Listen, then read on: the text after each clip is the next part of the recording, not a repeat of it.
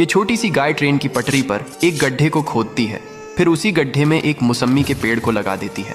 अब मौसम्मी के पेड़ पर पानी को डालती है, फिर धीरे धीरे मौसम्मी का पेड़ बड़ा होने लगता है और बहुत सारी मौसम्मी लगने लगती है। फिर गाय पेड़ से मौसम्मी को तोड़कर खाने लगती है। तभी एक दिन उसी पटरी पर एक ट्रेन आ जाती है और गाय ट्रेन को रोकने की कोशिश करती है, लेकिन ट्रेन मौसम्मी के पेड़ से टकरा जाती है और मौसम्मी का पेड़ टूट जाता है। फिर उसी टूटे मौसम्मी के पेड़ से एक छोटा मौसम्मी का पौधा उगाता है, लेकिन बेचारी गाय फिर भी रोने लगती है क्योंकि किसी ने लाइक सब्सक्राइब